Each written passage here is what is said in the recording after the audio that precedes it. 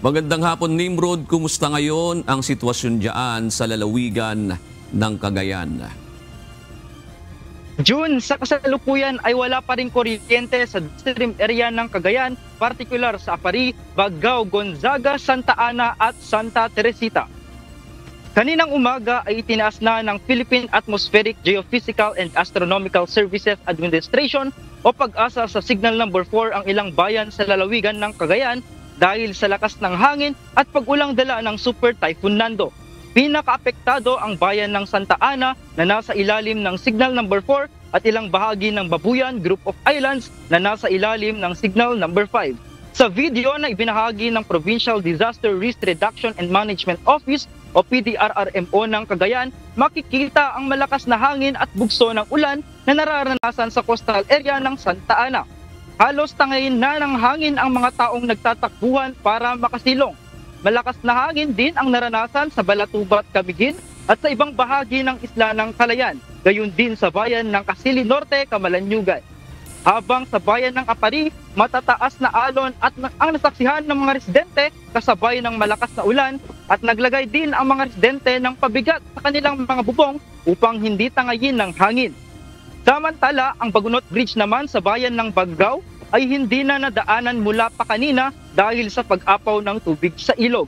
At para tulungan ang mga taong tatawid sa naturang tulay ay naghanda ng bangka ang Task Force Lingkod Cagayan Quick Response Team at isang pasyente naman mula sa Barangay Taging ang kinakailangang sunduin at itawid sa nasabing tulay upang dalhin sa paggamutan.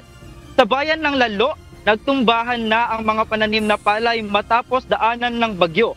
At sa bayan ng Ballesteros naman, mayroong nasa 34 na pamilya o nasa 100 individual ang pansamantalang inilikas patungo sa mga barangay hall na nagsisilbing evacuation area. Sa bayan ng Pamplona naman, nasa 110 pamilya o katumbas ng nasa halos 300 individual ang inilikas patungo sa evacuation center sa barangay Nagattatan. Kaugnay nito, pinulong na ni Governor Edgar Aglipay ang mga department head ng lalawigan upang alertuhin ang lahat ng frontline office upang maktuwang sa pagresponde at pagtugon sa pangangailangan ng mga Cagayano. June, patuloy ang abiso ng PAGASA na maging mapagmatsyag sa epekto ng bagyo lalo na ang mga mangingisda dahil ayon sa forecast, posibleng umabot sa hanggang 3 metro ang taas ng alon sa dalampasigan sa susunod na 24 oras. Yan muna ang update mula dito sa Cagayan. Balik sa'yo, Jude. Oh, Nimrod, yung inuulat mo, dyan pa lang yan sa may, kumbaga, hindi doon sa mga isla dyan sa Cagayan kasi naglandfall kanina doon sa Calayan Islands, dyan sa Cagayan, yung bagyo.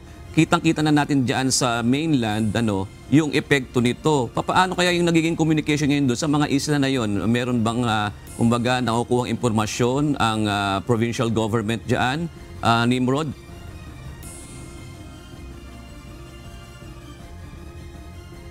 Yes, June, sa pamamagitan rin ng mga residente ay nakakakalap din ang CPIO, Cagayan Provincial Information Office ng probinsya ng Cagayan ng updates mula sa mga probinsya na yon. Alright. Ingatan kayo dyan, Nimrod. Ngayon ba, yung nakikita namin ngayon, matindi pa rin talaga ang lakas ng hangin at ulan dyan sa probinsya? Kasi yung Lalo, parang hindi pa naman yan doon sa may coastal area. Tama ba yun, Nimrod?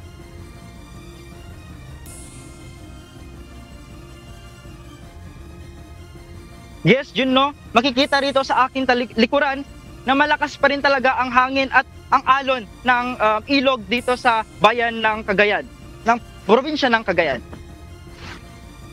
Nasa likod mo ngayon yan ay ilog, hindi dagat. Tama ba yun? Ilog po, ilog, Jun.